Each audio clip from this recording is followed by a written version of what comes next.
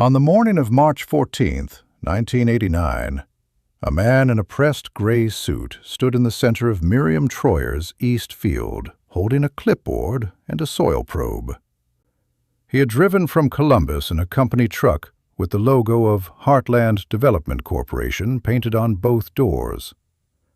He pushed the probe into the ground 6 times. Each time it came back with clay the color of rust. He wrote something on his clipboard, shook his head, and walked back to where Miriam stood by the fence line. He told her the land was worth $1,200 an acre at most. The soil was exhausted. The drainage was poor. The topography made modern equipment impractical.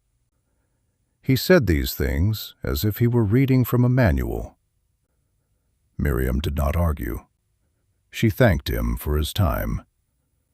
She watched him drive away. Then she walked out into the field alone and stood where he had been standing. She knelt down and put both hands flat against the ground. The soil was cold. It was early spring. But she could feel something beneath the surface that the man with the clipboard had not measured. Let me tell you about that field, because what happened there over the next 11 years would prove that some knowledge cannot be extracted with a probe. Miriam Troyer was 41 years old that spring. She had been born in that house. Her grandmother had been born in that house. The farm was 83 acres in Holmes County, Ohio, in the heart of the largest Amish settlement in the world.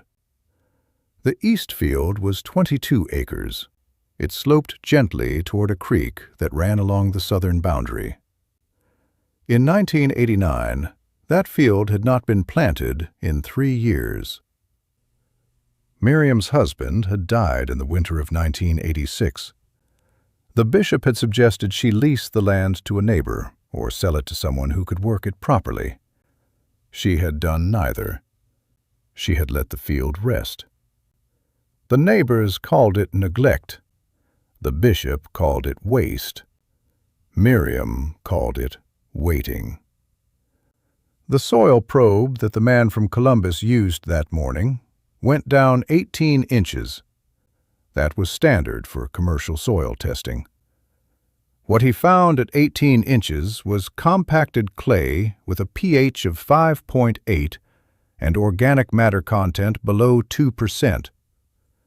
By every modern metric, the soil was poor.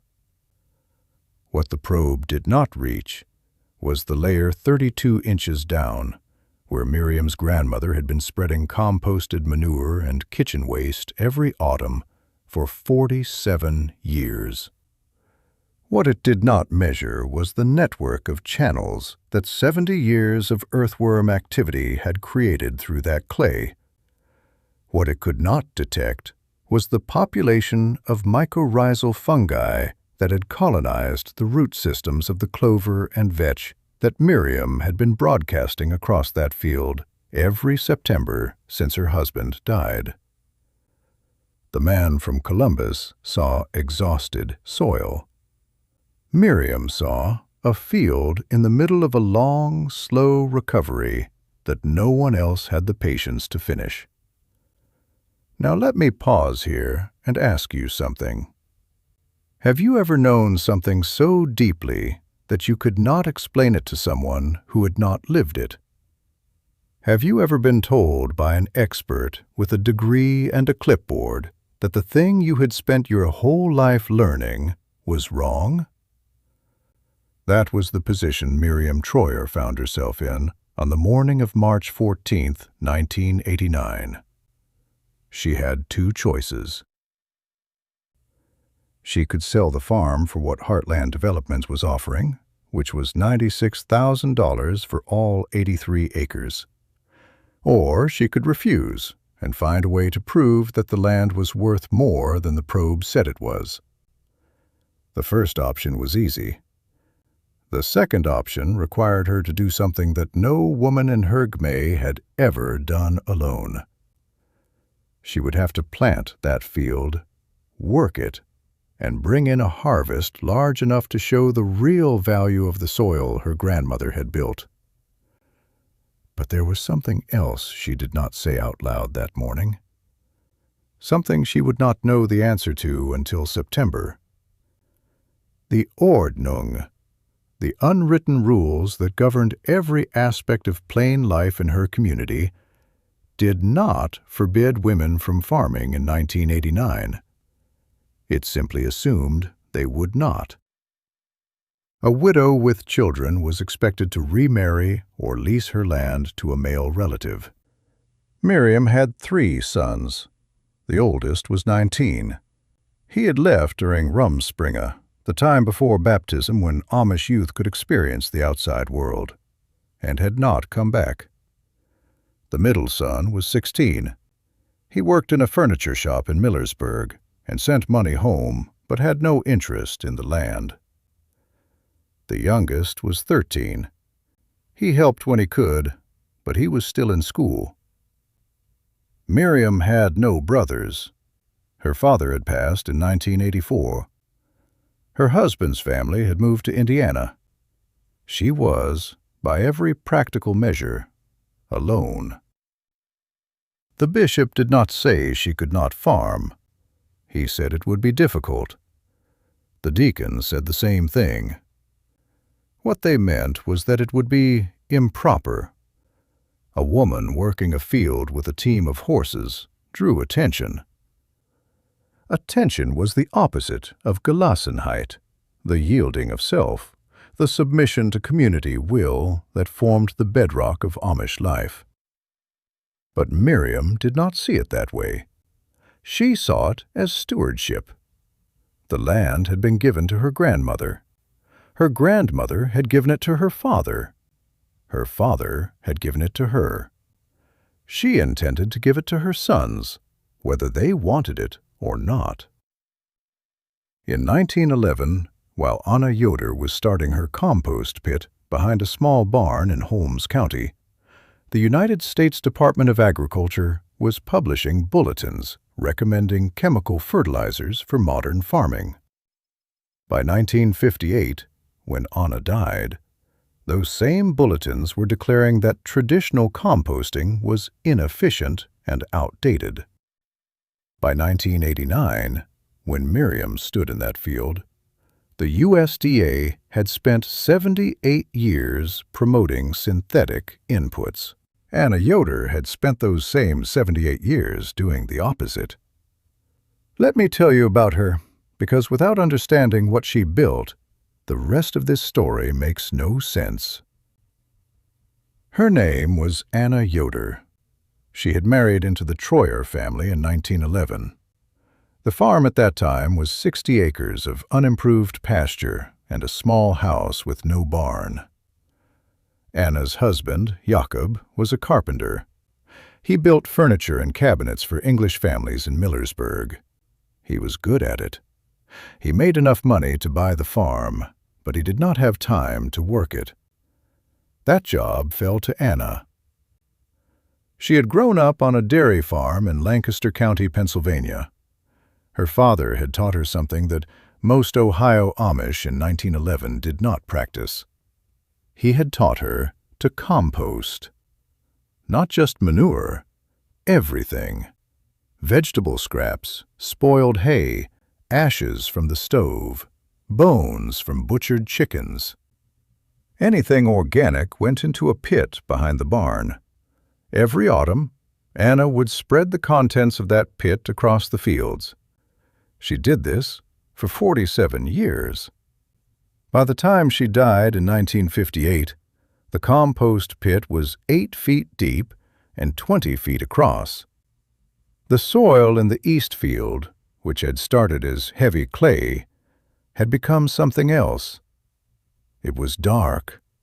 It was loose. It held water but drained well. It grew anything. Miriam had helped her grandmother spread compost when she was a girl.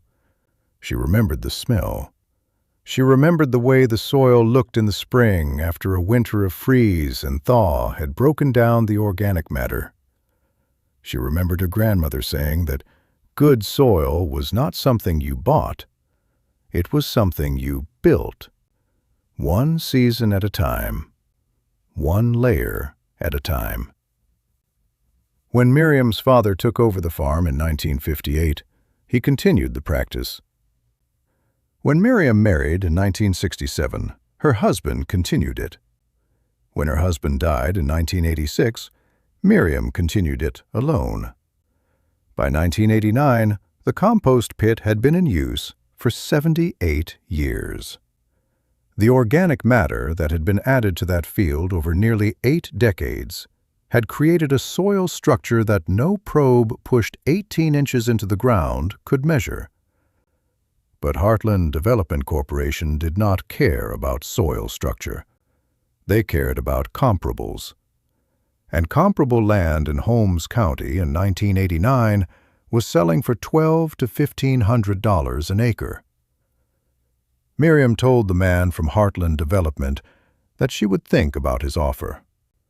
He said the offer was good for 60 days. After that, the company would move on to other properties. He left a business card. Miriam put it in a drawer in the kitchen and did not look at it again. But she thought about those 60 days. 60 days would take her to mid-May. By mid-May, if she had done nothing, the decision would be made for her. The company would withdraw. The neighbors would say she had missed her chance. The bishop would suggest again that she lease the land. And the field would sit empty for another year. Unless she planted it. Unless she proved what she knew. Instead, she walked out to the barn and stood in front of the 2 Percheron geldings her husband had used to work the fields. Their names were Duke and Sam.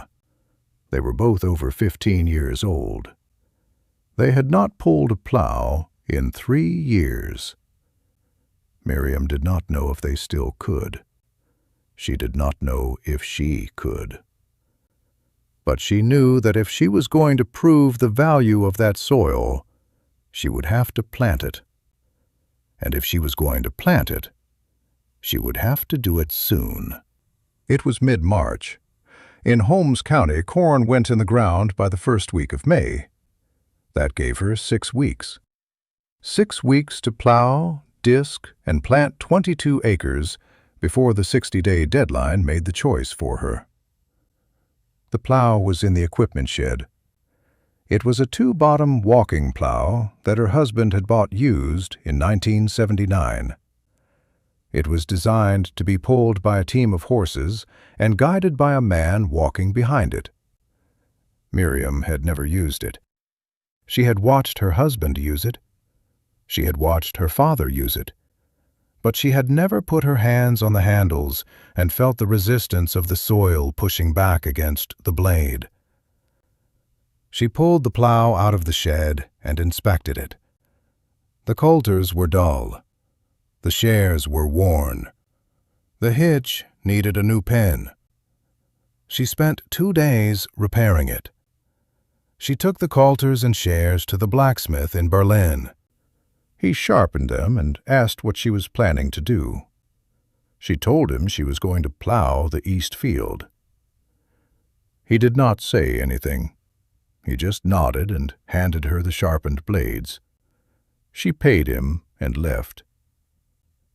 On the morning of March 23, 1989, Miriam hitched Duke and Sam to the plow. She led them out to the east field. The ground was still cold, but it was dry enough to work. She positioned the plow at the edge of the field and took hold of the handles. She spoke to the horses. They leaned into the harness. The plow bit into the soil. Miriam felt the handles jerk in her hands. She held on. The horses pulled. The plow moved forward. The soil turned over in a dark ribbon behind the blade. Miriam walked behind the plow, her hands gripping the handles, her eyes on the ground in front of her. She plowed one furrow, then another, then another. By noon, she had plowed half an acre. Her hands were blistered, her shoulders ached. But the soil was turning, and it was not the pale, lifeless clay that the man from Columbus had described. It was dark. It was rich. It smelled like the compost pit behind the barn. It took Miriam 11 days to plow the entire 22 acres. She worked from dawn until mid-afternoon when the horses needed rest. She did not ask for help. No one offered. The neighbors saw her in the field. Some of them slowed their buggies as they passed. Some of them stopped and watched for a moment before moving on. No one said anything to her face. But the talk spread through the Gmay, the local church district, the only community that mattered in Amish life. A woman plowing alone. A widow working like a man. Some said it was pride. Some said it was desperation. The bishop said nothing, which was worse than saying something. Silence in an Amish community is not neutral. It is a form of judgment. By the second week of April, the field was plowed. Miriam disked it twice to break up the clods and smooth the surface. Then she planted. She used an old grain drill that her father had converted to plant corn. It was pulled by a single horse. She filled the hopper with seed corn she had bought from a neighbor. It was an open-pollinated variety called Reed's Yellow Dent. It was not a hybrid. It was not treated with fungicide. It was the same variety her grandmother had planted in the 1940s. Miriam planted the entire 22 acres in 4 days. When she was finished, she unhitched the horse and walked the length of the field. The rows were straight. The seed was in the ground. Now all she could do was wait. Let me tell you about the science of what Miriam had just done, because this is the key to everything that happened next. Soil is not dirt. Dirt is dead. Soil is alive. A single tablespoon of healthy soil contains more microorganisms than there are people on Earth. These microorganisms break down organic matter and release nutrients that plants can use. They also create soil structure. They produce substances that bind soil particles together into aggregates. These aggregates create pore spaces. Pore spaces allow water to infiltrate and air to circulate. Without pore spaces, soil becomes compacted. Compacted soil does not drain. It does not hold air. It does not support plant roots. The clay that the man from Columbus found at 18 inches was compacted. But the soil below that, the soil that had been built by 78 years of compost, was not. It was structured. It was alive. And when Miriam planted that corn, the roots did not stop at 18 inches. They went down. They went down through the clay. They went down into the layer where the organic matter was, and they found everything they needed. The corn came up on April 28th. By mid-May, it was 6 inches tall. By the end of May, it was knee-high. By the middle of June, it was waist-high. Miriam walked the field every morning. She pulled weeds by hand. She watched for pests. She did not irrigate. There was no irrigation system on the farm. The corn depended entirely on rainfall.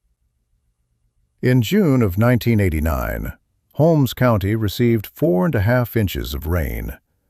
It was enough. The corn kept growing. By the first week of July, it was over Miriam's head. The tassels were forming. The ears were beginning to fill. Miriam stood at the edge of the field and looked at what she had done. She did not feel pride. She felt relief. The corn was growing. The soil was proving itself. But the harvest was still 3 months away, and until the corn was in the crib, nothing was certain. In late July, a man named Robert Klein drove past Miriam's farm on his way to Millersburg. Robert Klein owned a grain elevator in Fredericksburg. He bought corn and soybeans from Amish and English farmers throughout Holmes County. He had been buying grain for 32 years. He knew what a good field looked like. When he saw Miriam's east field, he slowed his truck. He pulled over. He got out and walked to the fence. The corn was 7 feet tall. The stalks were thick. The leaves were dark green. The ears were heavy. Robert Klein had not seen corn like that in Holmes County in 15 years. He stood there for 5 minutes. Then he got back in his truck and drove to Miriam's house. He knocked on the door. Miriam answered. He introduced himself. He asked if she was planning to sell her corn. She said she was. He asked how many acres she had planted. She said 22. He asked what variety. She said Reed's Yellow Dent. He nodded. He said he would pay her 10 cents over market price per bushel if she would sell to him. Miriam asked why. He said because the corn in that field was the best he had seen all season, and he wanted to make sure he got it before someone else did. Miriam said she would think about it. Robert Klein left his card. It was the second business card Miriam had received that year. She put it in the same drawer as the first one. By the middle of August, the corn was beginning to dry down. The stalks were still green, but the ears were mature. Miriam walked the field and pulled a few ears at random. She peeled back the husks. The kernels were full. They were firm. They were the deep yellow color of Reed's Yellow Dent at maturity. She estimated the field would yield somewhere between 100 and 120 bushels per acre. The county average that year was 94 bushels per acre. If her estimate was correct, her field was producing 20 to 30% more than the average. That difference was not luck. It was not weather. It was soil. It was 78 years of compost. It was the structure that her grandmother had built and that Miriam had trusted enough to plant. But she also knew that an estimate was not a harvest, and a harvest was not proof until the corn was weighed and sold. The 60-day deadline had passed in mid-May. Heartland Development had not contacted her again. But the real test was not whether they would wait. The real test was whether the soil would deliver what she believed it could. On September 12th, 6 days before the planned harvest, the weather changed. A cold front moved down from Canada. The temperature dropped 15 degrees overnight. Rain came with it. Not the gentle rain of summer, cold rain. The kind that could knock down corn if it came with wind. The forecast called for 3 days of it.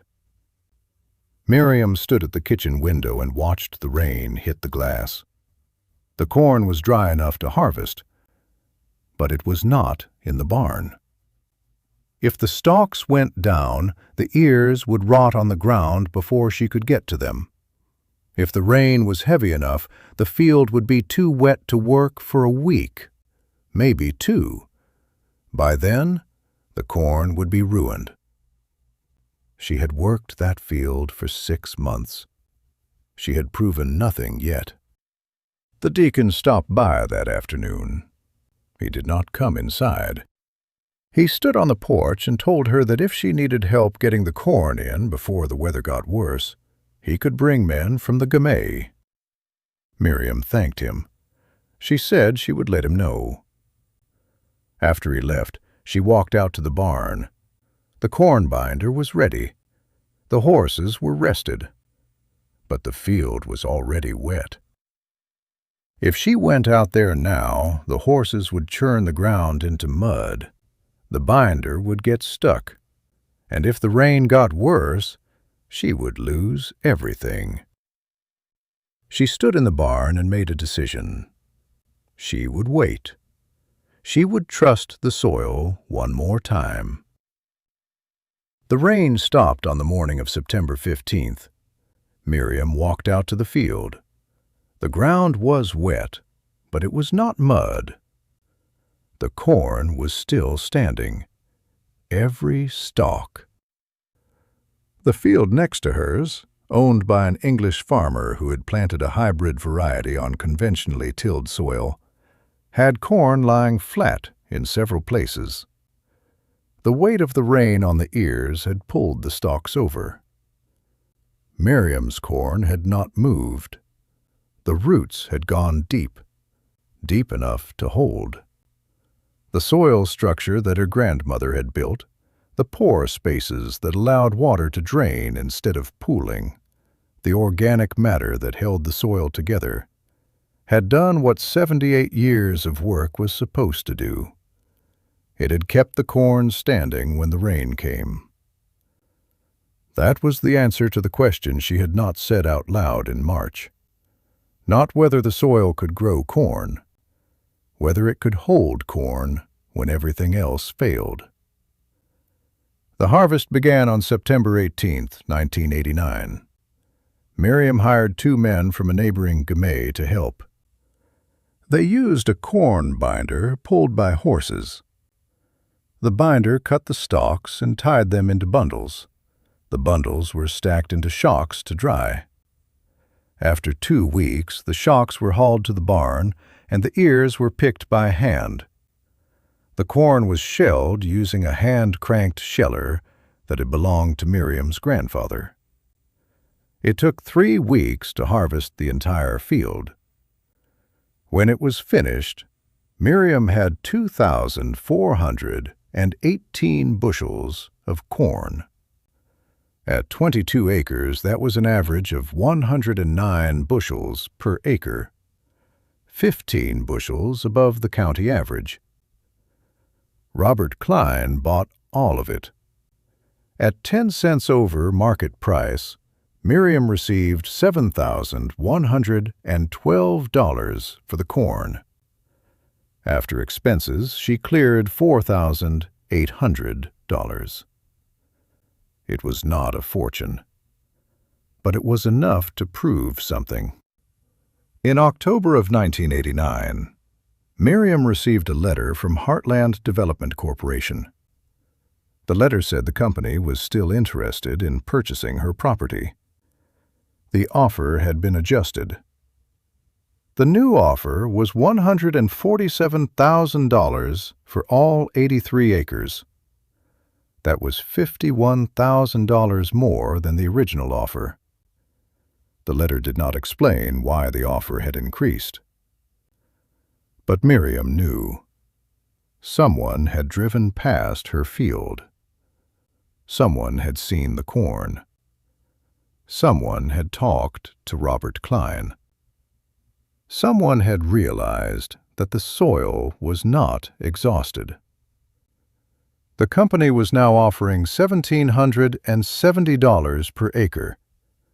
6 months earlier, they had called it worth $1,200. One harvest had changed their assessment by nearly 50%. Miriam wrote a letter in response. She thanked the company for their interest. She said she was not interested in selling. She mailed the letter and went back to work. Over the next 10 years, Miriam planted that field every spring. Some years she planted corn. Some years she planted oats. One year she planted a cover crop of clover and vetch and let the field rest. Every autumn she spread compost. Every spring she plowed. The yields varied depending on the weather, but they were always above the county average. In 1990, the field produced 112 bushels per acre. In 1991, it produced 106. In 1992, a drought year, it produced 98 bushels per acre, while the county average dropped to 76. The soil held moisture that other fields could not hold. The roots went deep. The structure that Anna Yoder had started building in 1911 was still working in 1992. And it was still working in 1999 when Miriam's youngest son, who had left for Rumspringa in 1995, came back. He was 23 years old. He had worked construction in Canton for 4 years. He had saved money, he had seen the world outside, and he had decided to come home. He told his mother he wanted to farm. Miriam did not ask why. She just handed him the reins. In the spring of 2000, Miriam's son plowed the east field just as his mother had done. He planted Reed's yellow dent, just as his mother had done. But he also did something new. He took a soil sample. Not with a probe pushed 18 inches into the ground. He dug a pit. He dug down 4 feet.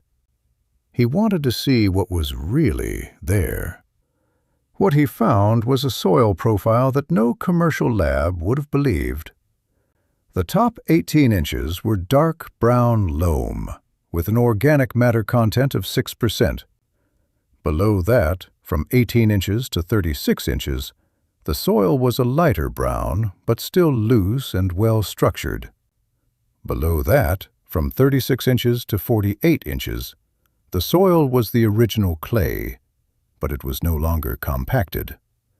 It was threaded with root channels and worm burrows. The compost that Anna Yoder had started spreading in 1911 had worked its way down through nearly 4 feet of soil over the course of 89 years. But he did not stop at 4 feet. He kept digging. At 6 feet he found the same pattern.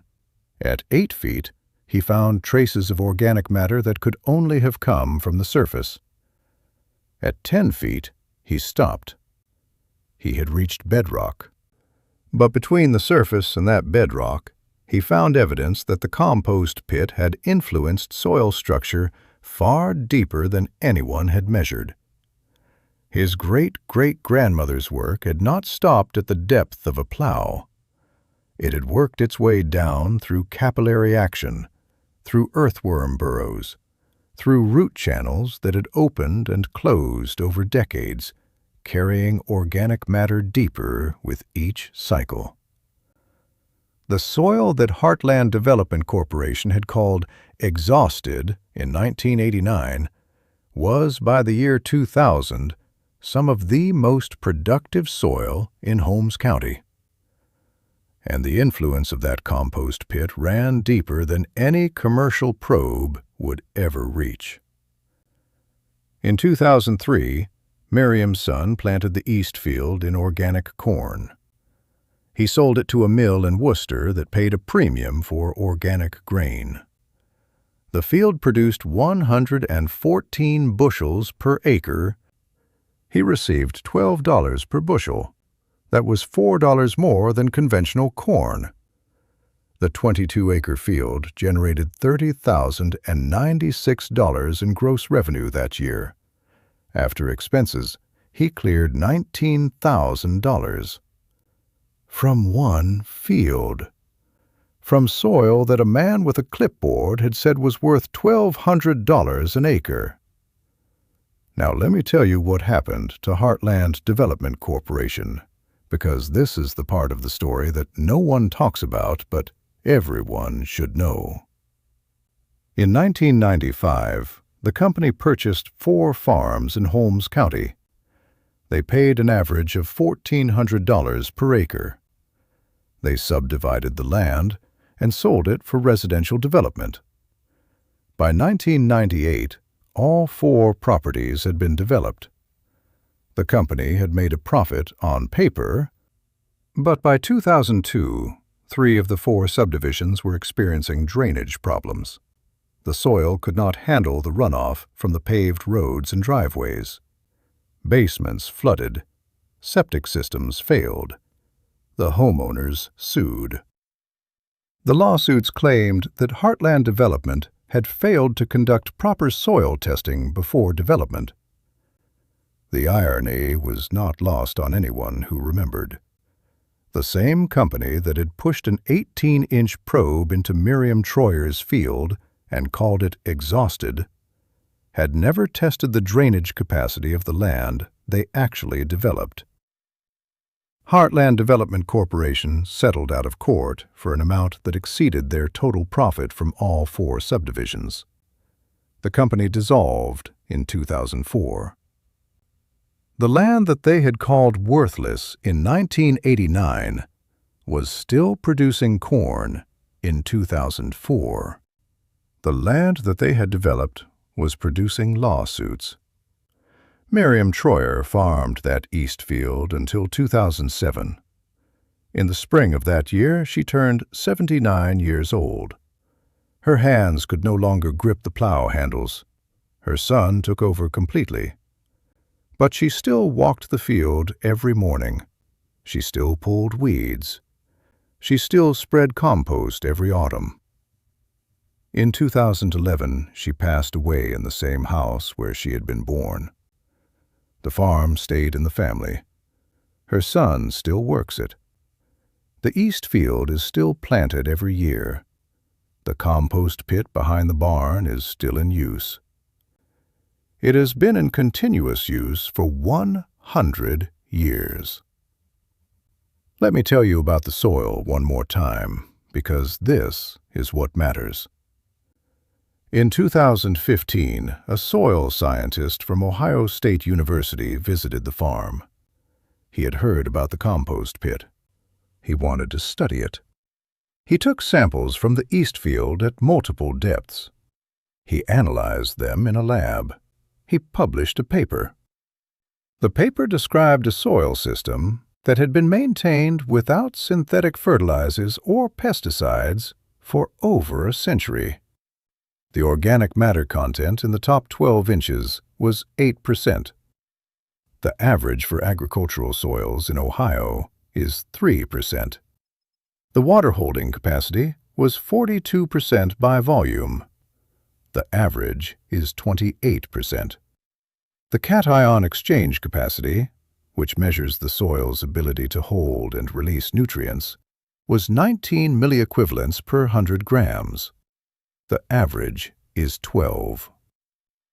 The scientist concluded that the soil in Miriam Troyer's east field represented one of the most successful examples of long-term soil building in the Midwest.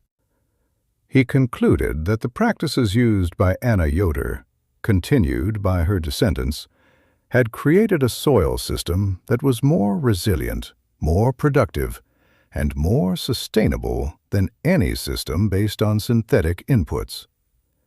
He concluded that the knowledge embedded in that compost pit was worth more than any development company could ever pay. But Miriam Troyer did not need a scientist to tell her that. She had known it on the morning of March 14, 1989, when she knelt in the field and put her hands on the ground. She had known it when she hitched the horses to the plow. She had known it when she planted the corn. She had known it when the corn came up. And she had known it every autumn when she spread compost, just as her grandmother had done, just as her father had done, just as her son does now. She knew that good soil is not something you find. It is something you build. one season at a time, one layer at a time. And once you have built it, you do not sell it. You do not let someone with a clipboard tell you it is worthless. You plant it. You work it. You pass it on. On a morning in late April, if you drive past that farm in Holmes County, you will see a field of young corn. The rows are straight, the soil is dark. If you stop and walk to the fence, you might see an older man working a team of horses. You might see him stop at the end of a row and look back at the furrow he has just plowed. You might see him kneel down and pick up a handful of soil. If you watch closely, you will see him smell it. That is not sentiment. That is knowledge. That is the knowledge that his great-great-grandmother started building in 1911. That is the knowledge that his grandmother defended in 1989. That is the knowledge that he is building now, one layer at a time, for someone who is not born yet, but who will need it. Sometimes, the most valuable thing you own is the thing someone else says is worthless. Sometimes the deepest knowledge is the knowledge that cannot be measured with a probe. And sometimes the only way to prove what you know is to plant it, work it, and wait for the harvest. Miriam Troyer planted. She worked. She waited. The harvest came. The soil proved itself. And the land that a man in a gray suit said was worth $1,200 an acre is still feeding people today, more than 30 years later, because one woman knew that her grandmother's compost pit ran 40 feet deep, and no clipboard in the world could measure that. If someone in your family left you knowledge instead of money, if they showed you how to read the land, or how to build something that lasts longer than a lifetime, tell me about them in the comments. This is the Plain and Simple Farm.